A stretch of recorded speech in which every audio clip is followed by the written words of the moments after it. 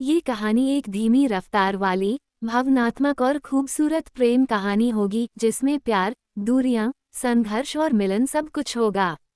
शुरू करता हूँ। योजक चिन्ह योजक चिन्ह योजक चिन्ह। तुम मेरी धड़कन हो। भाग एक। पहली मुलाकात। शहर की भीड़ में भी कुछ चेहरे ऐसे होते हैं जो भीड़ से अलग दिखते हैं। ऐसा ही चेहरा था अयान का, शांत, गहरी आंखों वाला एक उभरता हुआ फोटोग्राफर। उसकी जिंदगी कैमरे के लेंस से दुनिया को देखने में बीत रही थी। दूसरी ओर थी काव्या, एक चुलबुली, जिद्दी पर दिल से बेहद मासूम लड़की, जिसे किताबों और बारिश से बेहद प्यार था। उनकी पहली मुलाकात एक किताबों की दुकान में हुई। अयान एक पुरानी किताब खोज रहा था और वही किताब काव्या के हाथ में भी थी। दोनों की उंगलियां एक ही किताब पर टकराईं। काव्या ने मुस्कुराते हुए कहा, लगता है किताब भी हमें मिलाने का बहाना ढूंढ रही थी। अयान थोड़ी देर उसे देखता रहा। उसकी हंसी में कुछ ऐसा था जो अयान को अपने सारे फोकस से हटा रहा था। उन्होंने किताब बांटने का फैसला किया, एक पन्ना वो पढ़ेगी, एक पन्ना वह। और यहीं से उनकी कहानी शुरू हुई। योजक चिन्ह योजक चिन्ह योजक चिन्ह। भाग 2। दोस्ती का सफ़र। किताबों से शुरू हुई बातचीत धीरे धीरे कॉफ़ी शॉप तक पहुंच गई। कॉफ़ी की खुशबू और गिटार की धीमी धुनों के बीच दोनों ने अपने सपनों, डर और अधूरे किस्सों को एक दूसरे से बांटना शुरू कर दिया।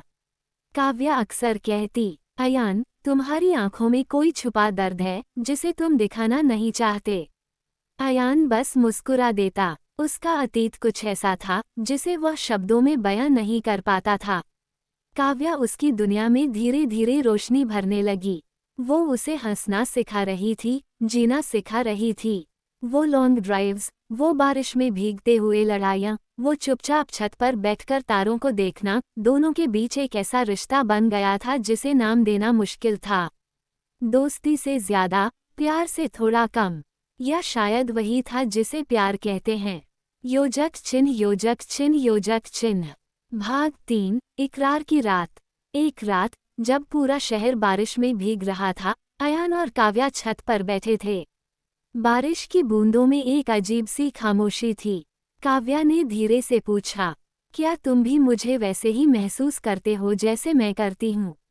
अयान कुछ पल चुप रहा, फिर धीरे से बोला, मैं तुम्हें देखकर जीना चाहता हूँ, तुम्हारी हंसी सुनकर जीना चाहता हूँ। मैं तुम्हारे बिना अब अपनी जिंदगी की कोई तस्वीर नहीं बना सकता। काव्या। काव्या की आंखों में आंसू आ गए। दोनों ने उस बारिश में एक दूसरे को गले लगा लिया। शब्दों की जरूरत ही नहीं थी, उनका प्यार अब हर धड़कन में था। योजक चिन्ह योजक चिन्ह योजक चिन्ह। भाग 4। दूरियां और इंतजार। पर कहानियां इतनी आसान कहाँ होती हैं। काव्या को अपने सपनों के लिए विदेश जाना पड़ा। वो एक बड़ी लेखक बनना चाहती थी। अयान ने उसका सपना अपने दिल से ज्यादा प्यारा समझा। जाओ, उसने कहा, अपने सपनों को पंख दो। मैं तुम्हें हर धड़कन में महसूस करूंगा। काव्या चली गई न्यूयॉर्क, और अयान रह गया, वही गलियां, वही तन्हाई। फोन कॉल्स, वीडियो चैट्स, सब कुछ था, पर फासले भी बढ़ते जा रहे थे। कभी कभी प्यार भी समय के इम्तिहान से थक जाता है। अयान ने अपने फोटोग्राफी में खुद को डुबा लिया। वह नाम कमाने लगा, पर हर तस्वीर में बस एक ही चेहरा दिखता, काव्या का। काव्या भी अपने करियर में आगे बढ़ रही थी, पर दिल में खालीपन था जिसे कोई पुरस्कार भर नहीं सकता था। उसने एक किताब लिखी, तुम मेरी धड़कन हो, और उसमें हर शब्द अयान के लिए था। योजक चिन्ह योजक चिन्ह योजक चिन्ह। भाग 5। फिर से मिलन।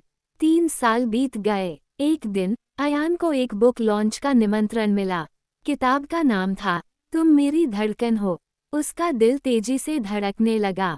बिना कुछ सोचे वो उस इवेंट में पहुंच गया। मंच पर खड़ी थी काव्या, पहले से कहीं ज्यादा सुंदर, पर आंखों में वही पुरानी चमक। अपने भाषण में उसने कहा, ये किताब उस इंसान के लिए है जिसने बिना शर्त मुझसे प्यार किया, जिसने बिना किसी वादे के मेरा इंतजार किया, और जिसे मैं अपनी हर धड़कन में महसूस करती रही।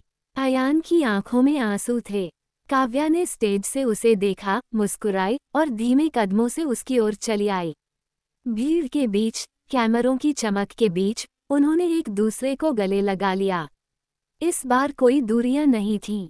इस बार कोई अलविदा नहीं था। सिर्फ एक धड़कन थी जो दो दिलों में एक साथ धड़क रही थी। समाप्त।